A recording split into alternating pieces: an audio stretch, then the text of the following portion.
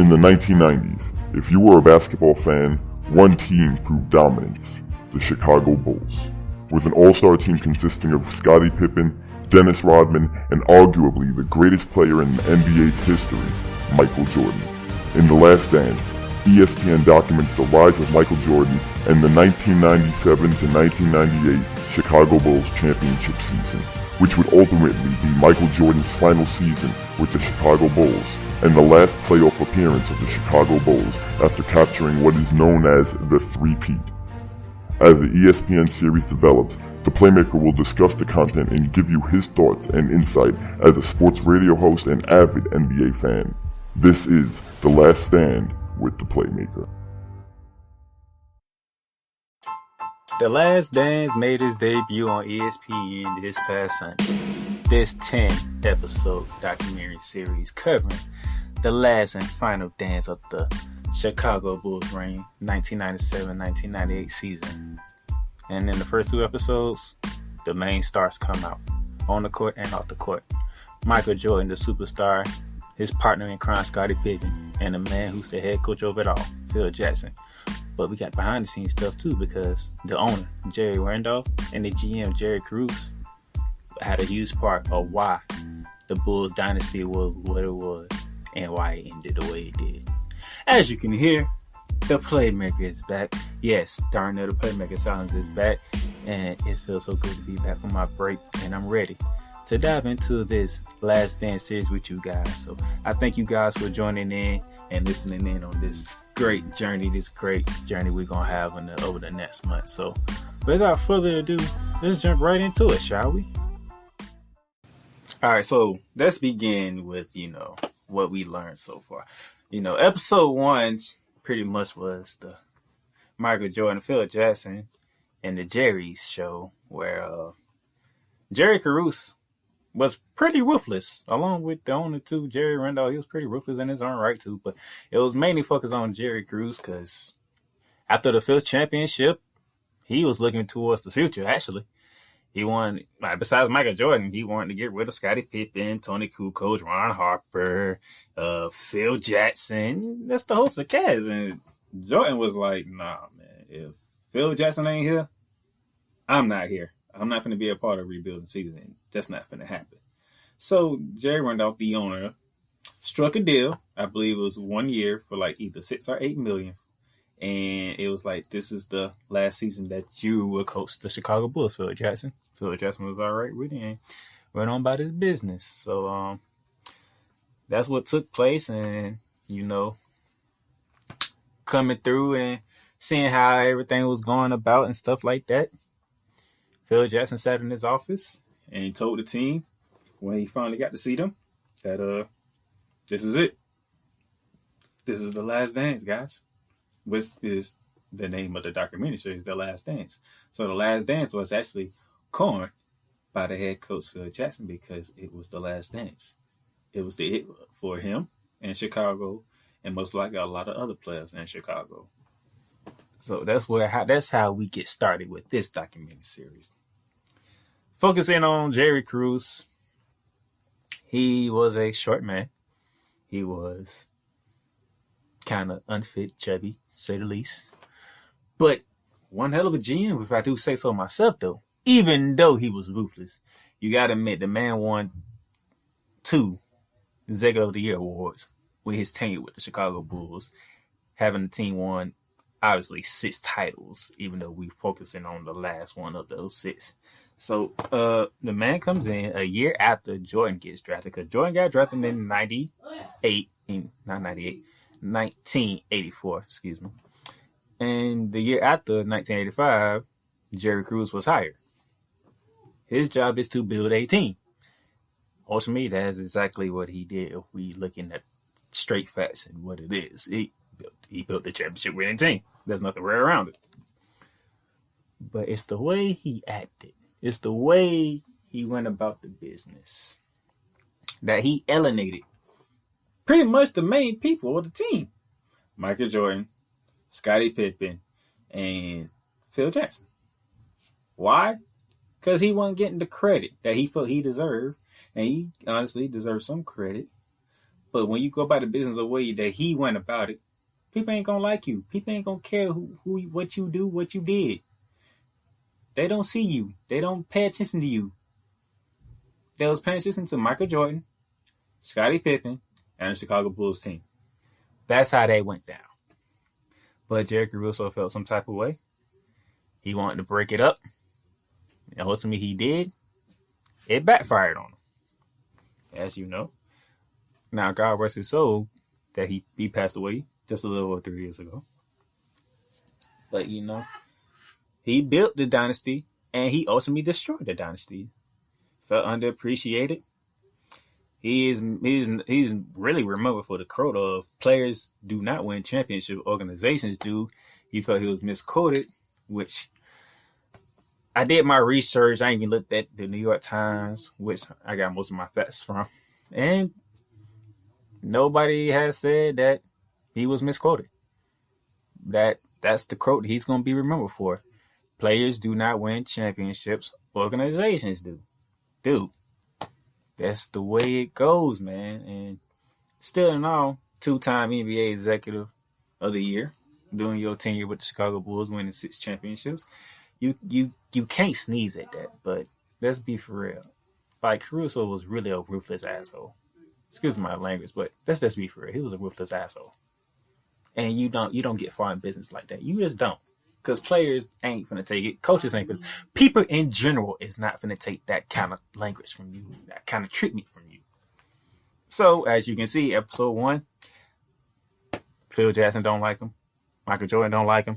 Hell, Scottie Pippen don't even like him. We found that out. We found out how bad it really was in episode 2. But we'll get to that in a minute. In this document series, what we learned from episode 1. What we learned from episode 1 is that, first of all, Jordan was determined to be the best in basketball at every level. Didn't matter what level it was.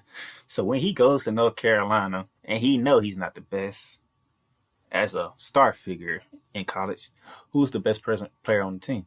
That would be James Worthy. What does Michael Jordan do? After practices, he plays against James Worthy to see where his game is at and how better can he get and what else he needs to work on.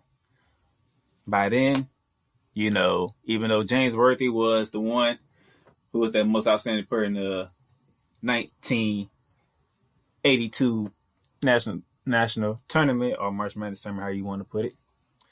Jordan hit the game-winning shot against Georgetown, and that was Patrick Ewing's Georgetown Warriors, by the way. His name went from Mike Jordan to Michael Jordan. It started in college. That's where Michael Jordan became Michael Jordan. It was Mike Jordan before then. Afterwards, it's Michael Jordan. And through his rest of his next 2 years, he was a one-man show for North Carolina. They ain't winning a championship, sadly. But Michael Jordan was the one-man show for North Carolina. And he wanted to come back for his senior year, but Dean Smith, who was the head coach of the North Carolina Tar Heels at the time, told him, you might want to go ahead and just jump to the league because you're ready. Your star power is ready.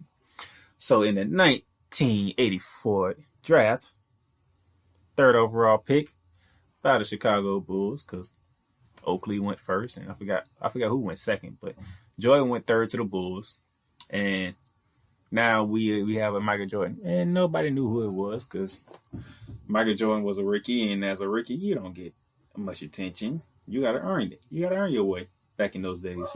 And he did. So by the 3rd game against the Milwaukee Bucks and reigning Defensive Player of the Year, Sidney Moncrief, Jordan made it known that he has arrived and he's here and he ain't going nowhere. The Bulls end up winning that game, and the city of Chicago is hyped for Michael Jordan and the Chicago Bulls now. He got him to the playoffs. He won Rookie of the Year. That's a good start. It's a building stone. And as we can see, this is what we learned from episode 1. Michael Jordan was the man. Michael Jordan proved himself and how most rookies had to go through. Jordan was no exception. He had to prove himself. And proving himself, it was the battles. with family members. It was the battle with his brother Larry, because Larry was seen as the better athlete, the better person in everything that they did together. And Jordan literally fought his brother fist fight because he was that determined to be the best in whatever he did. Sound familiar? Yeah, Kobe Bryant, Black Mamba, Mamba mentality. So we can say Jordan part of the one that created the Mamba mentality, and Kobe just elevated it to another realm. So that's that. So when we look at this, it's the final Roja. Jordan ain't playing unless Phil Jackson the head coach. He ain't taking no for an answer. Phil Jackson the head coach, I'm gone. Phil Jackson the head coach.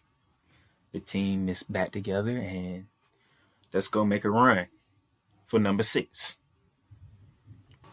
And to say that this was the last hurrah is interesting, but you got the team back together. What we gonna do? We're not even gonna dive to the Scottie Pippen yet. We're gonna do that in the next segment. But Jordan was the man. Phil Jackson, he got one more year to bring home number 6. And the Jerrys were just ruthless, man. And as we talk more into this episode, you gonna see the owner, Jerry Wonders, how ruthless he was behind the scenes, because he was ruthless too. But Jordan's back, Pippen's back, Robin's back, the team's back, Phil Jackson is back. How this team is going to start, that's the question, though. Because every championship team knows. Everybody else is gunning for you because you're the stand-up bearer. You're the one that we need to dethrone. So, with that being said, let's take a break right here, and we're going to dive into more of the first 2 episodes of The Last Dance. I'll be back. This is professional wrestler Chris Rex, and you're listening to the Playmakers Blog Podcast, my only destination for sports talk radio. All right, welcome back, and we're going to continue our talk of The Last Dance, first 2 episodes, and let's dive into episode 2, because let's talk Scottie Pippen, because I need to take some time on this one. I got to, because episode 2 was so juicy, but episode 2 just made you're going to be hungry anyway, because this is Chicago Bulls. It's like the best sports dynasty team in sports history. But episode 1 gave you the backstory, Michael Jordan, Phil Jackson, the Jerrys, and what's going on here. And knowing that the team almost didn't go for number 6 because they were finna blow it up. But episode 2, Scottie Pippen, and the issues going on between him and Jerry Caruso. Oh my goodness. This thing here is real. This is how much turmoil it was inside the Bulls organization that we might not have seen the Chicago Bulls have 6 championships to this day. So, Scottie Pippen is here. Scottie Pippen is arguably the second best player in the NBA in the 90s. Some people can, Hakeem Olajuwon if they want to. It's a fair argument. I'm not going to deny it. I ain't going to poo-poo it. I ain't going to deny it. Hakeem Olajuwon went before Michael Jordan in the draft, so Hakeem Olajuwon is something. But Scottie Pippen, that man there is ridiculous. Let's start by the background of Scottie Pippen. From Arkansas. Dad had a stroke, paralyzed, stuck in a wheelchair in the bed. 6 years later, second older brother gets injured significantly by another kid doing wrestling in PE. He's in a wheelchair. Scotty, and then this time he's living in Arkansas. We talking about the 80s here. If Michael Jordan stayed in North Carolina, he was talking about racism in North Carolina. We damn sure know it was racism in Arkansas. But they ain't mentioned that in the documentary, but I just believe that there's nowhere in the world Scottie Pippen was just, living a very, very interesting life. I'm just saying. Anyway, Scottie Pippen goes to the University of Central Arkansas. Starts out as a equipment manager, but was practicing with the team and working on drill stuff like that. He got a growth spurt. Matter of fact, Michael Jordan had a growth spurt. There's something about basketball players getting growth spurts in high school or in college. So Scottie Pippen gets a growth spurt in college. He's now like 6'3" now, or 6'4". I know when Michael Jordan got his growth spurt, he ended up going up to 6'3". That was in high school. Matter of fact, that part of the episode, him in high school, was part of the episode too, where Michael Jordan had a growth spurt and he did what he did in high school after being cut as a sophomore, crying. So his mom cried. Mom pushed him get better. Some Michael Jordan was determined to get better. Some basketball and saying basketball never left, stuff like that. Scottie Pippen get a growth spurt. He is killing. He is killing. I think it was the NIA or NG, something like that, in the division of college basketball where he was in. Killing it. Just killing it. And then, in the, what year was the 1987 draft, he gets drafted 5th overall by the Seattle Supersonics. Something that I had never known. As for me to be a basketball analyst, a basketball person that I am, I never knew Scottie Pippen went 5th to the Seattle Supersonics because Jerry Caruso pulled off the trade to get Scottie Pippen. So, in actuality, Scottie Pippen was drafted by the Seattle Supersonics, and the 87 draft was traded to the Chicago Bulls. So that's how that happened. Upon arriving in the Chicago Bulls, he was saying he's better than Michael Jordan. Charles Oakley wasn't having it.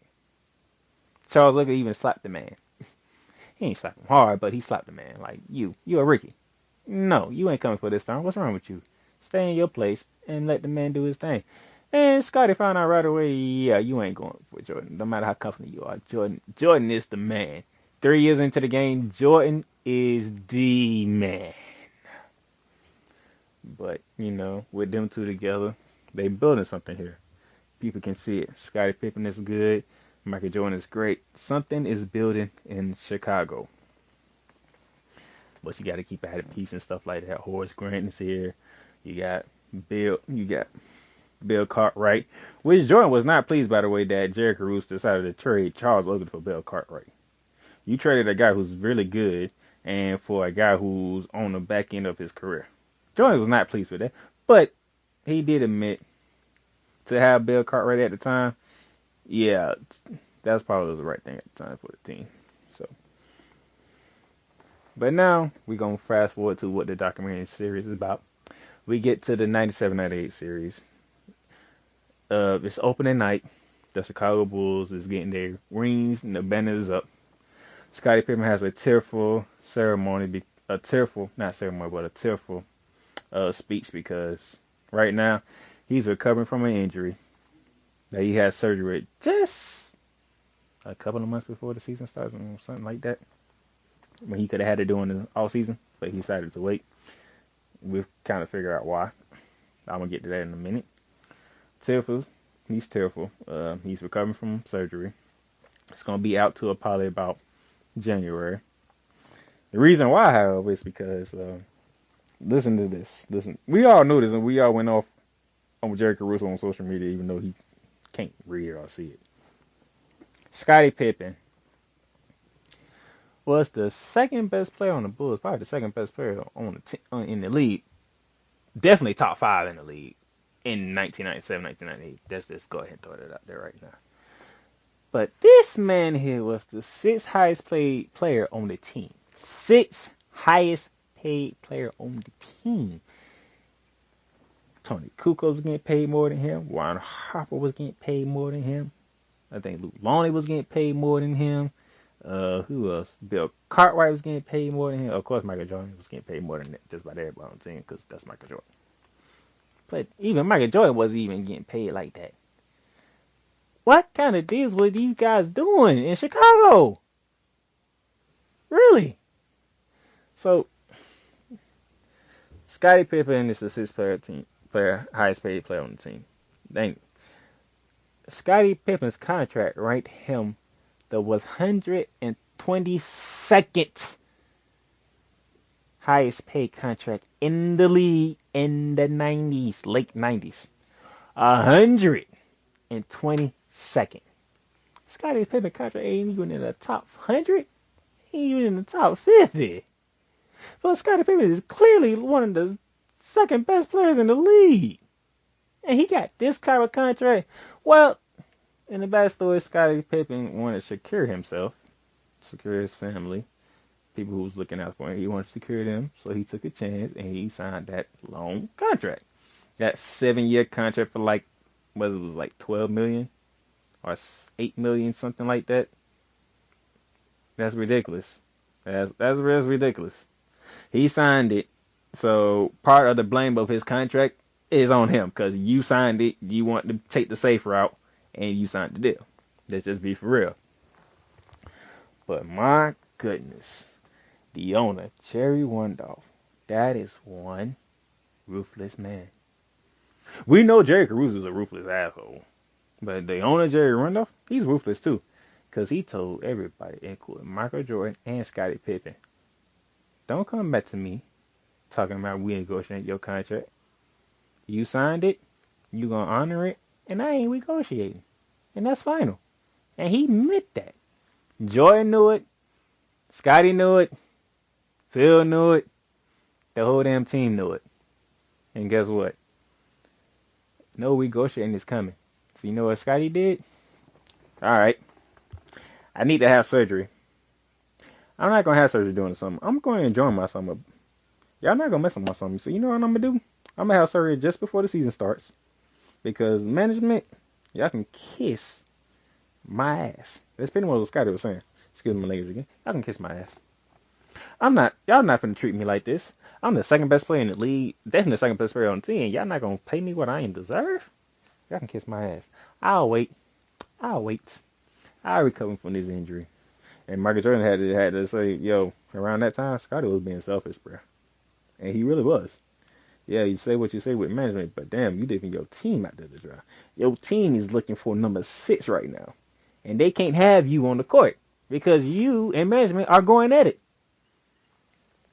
And around this time when if you really knew Jordan was all about winning.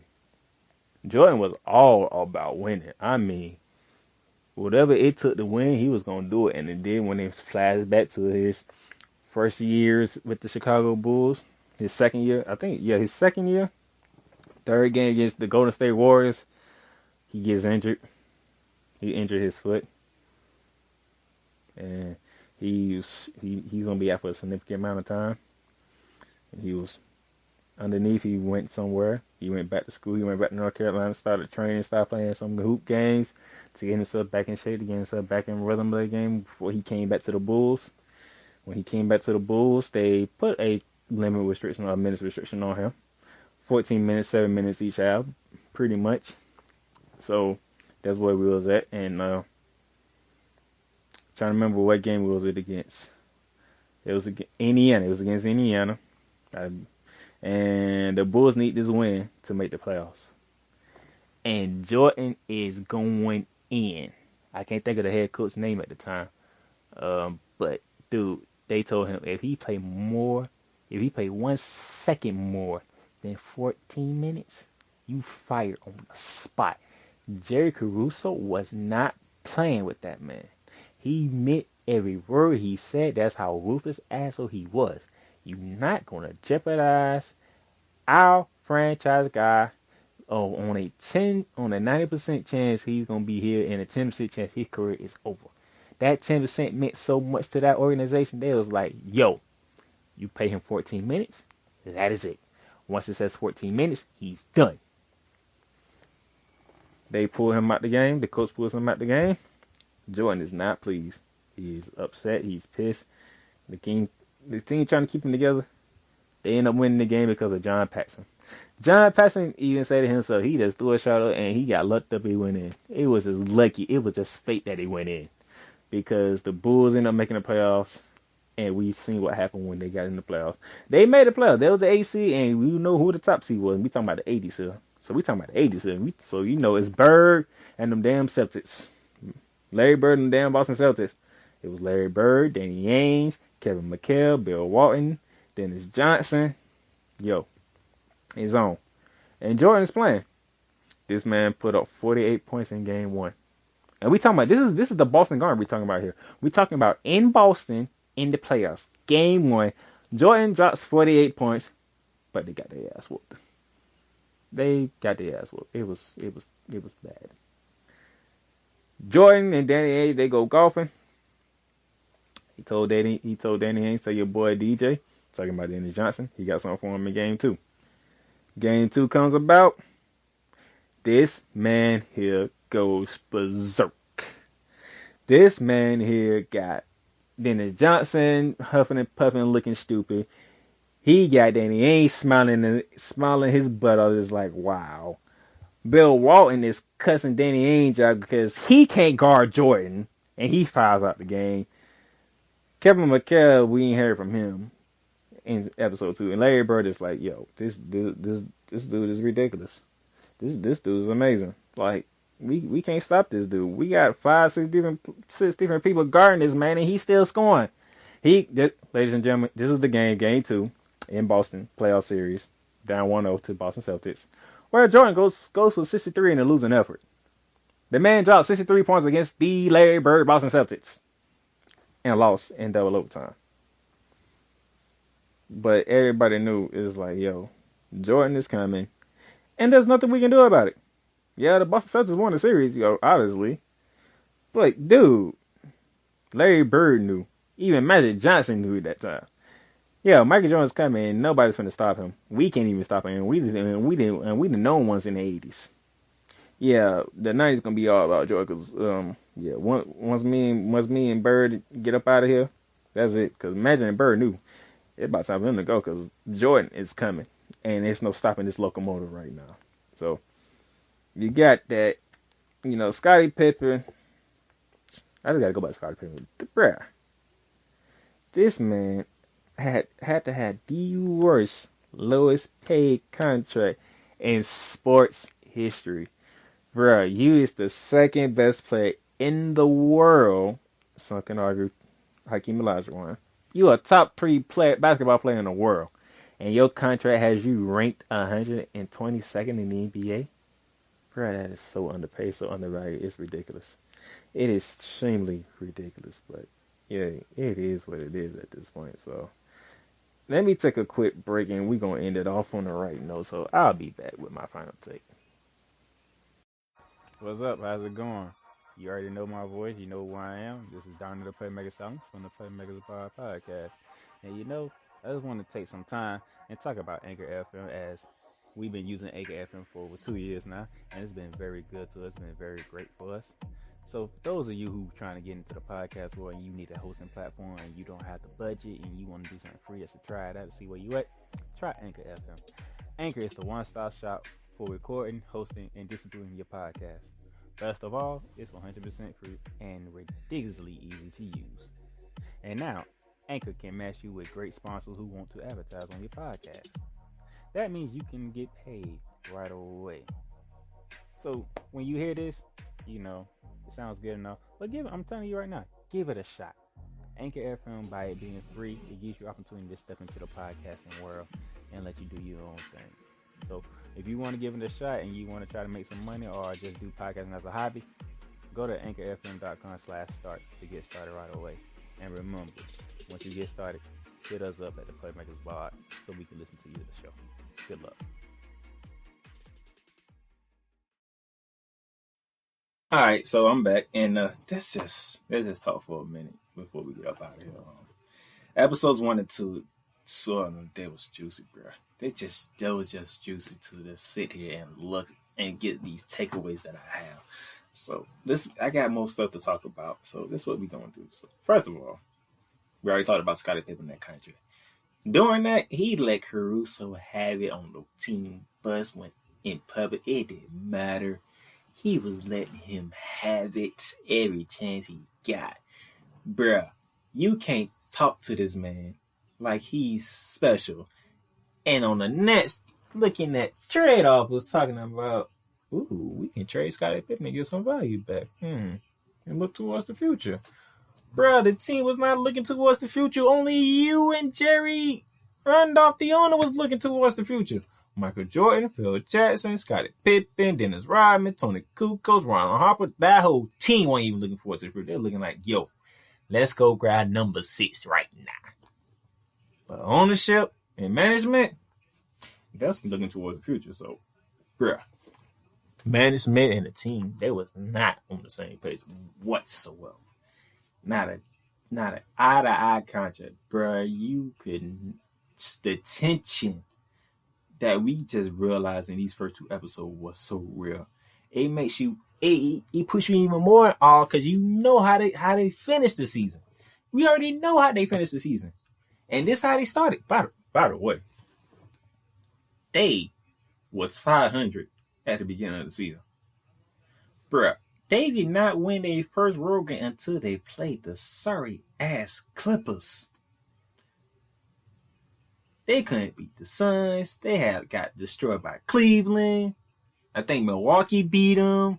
Some other team. Bruh, it took them to get to the damn Clippers to get it together. And even in that game went into double overtime.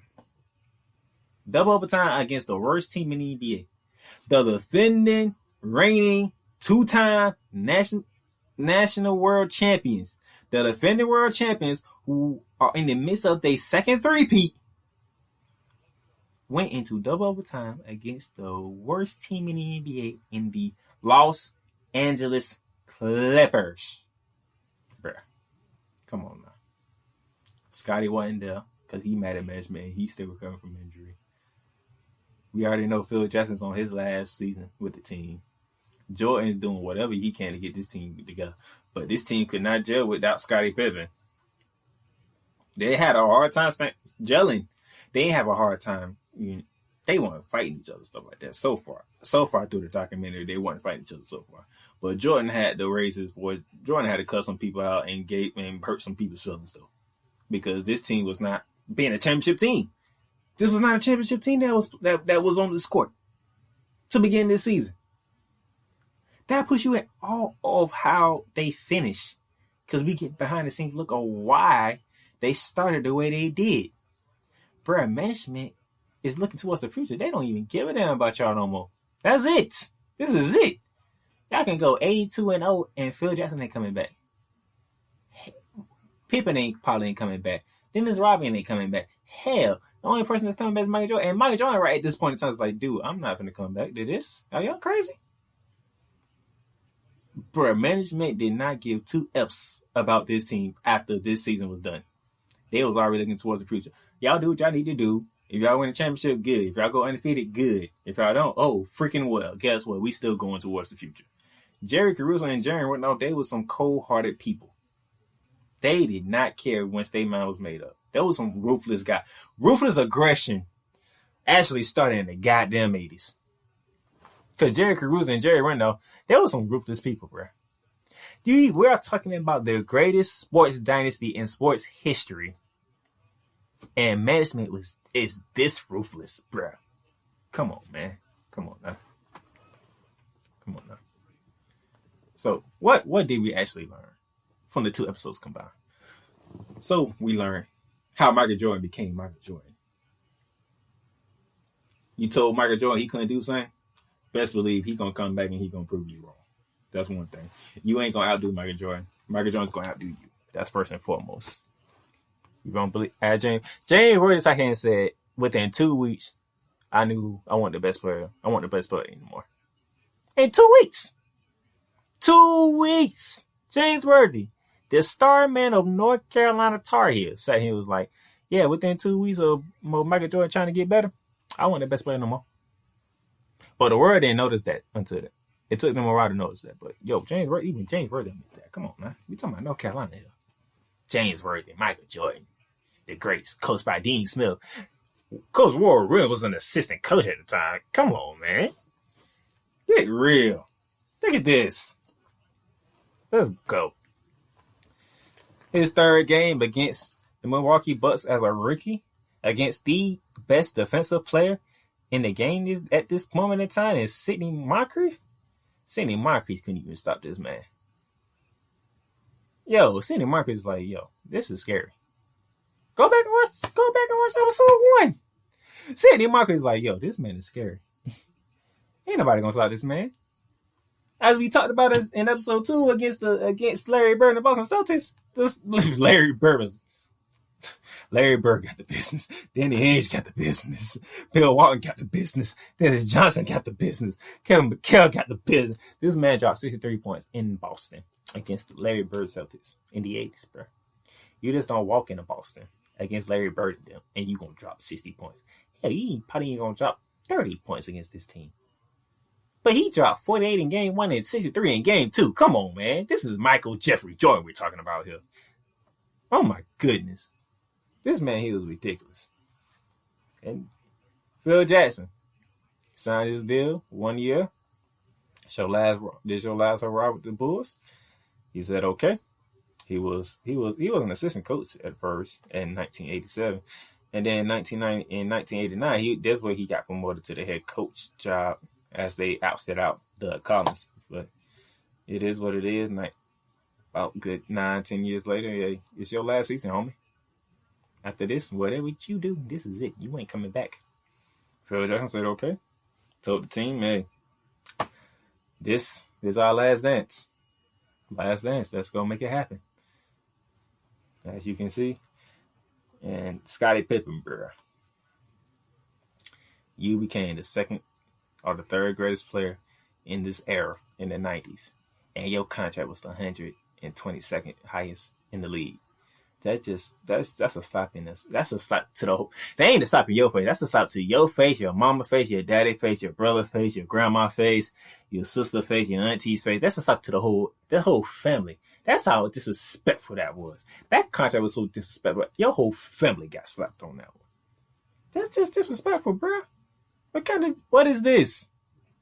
What is this, man, bro? You got to do better than that. But it is what it is, man. And so, as we can look forward to episode 3 and 4 on next Sunday, we're going to get into Dennis Rodman. And I'm looking forward to that because that man, Dennis Rodman. That man won a lot of championships and didn't really talk. That man came in, did his work, and went home, partied, did whatever he wanted to do out in public. Didn't really talk to nobody on the team and won championships. So I'm looking forward to Sunday's episodes 3 and 4 to look into Dennis Rodman. So this should be good. I'm looking forward to this. With that being said, it feels good to be back, to be honest with you guys. To sit here and talk about this stuff, it feels so good to be back right now.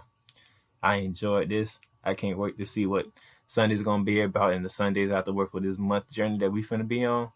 But hey, you can catch the podcast on, of course, Anchor. That's the home base. We on Apple Podcasts, Google Podcasts, Spotify, Stitcher, iHeartRadio. We on Speaker too. YouTube. We on just about every platform right now. So it's easy to find us. Follow our Facebook page, Playmakers Blog, Twitter at Playmaker Star. You can get at me personally down at Playmaker Stars on Facebook, Playmaker20 on Twitter and Instagram. The brand has an Instagram page too. The Playmakers Blog is on Instagram too. We got avenues for you to reach us. Let us know how you think about this episode. And not only this episode and this series, but be prepared. Because tomorrow, Alice and Chris, they are back with another episode of Dark Side of the Podcast, which is doing real good for the brand right now. It's going so good. I am proud of those two right there. I want them to keep doing what they're doing, keep making things happen. And good to be back next week. Besides episodes 3 and 4, I'm going to talk about on this. My boy Dallas, he going to be back, and we talking NFL draft. We're going to talk about what happened in the totality in the NFL draft. We're going to look forward to the NFL draft on Thursday. We're going to watch Thursday, Friday, and Saturday. And we're going to come back next week, and we're going to talk about what good picks were there, how our teams did. Hopefully they did something good besides what we've been getting in the news right now, especially my Rams and Dallas Jaguars. We're praying right now. We're praying right now. We're in the same boat and for different reasons, which is ironic. But with that being said, I'm down at the Playmaker Sallins. Y'all get at me whenever y'all can. Facebook, Instagram, Twitter, don't matter. And I will talk to y'all next week.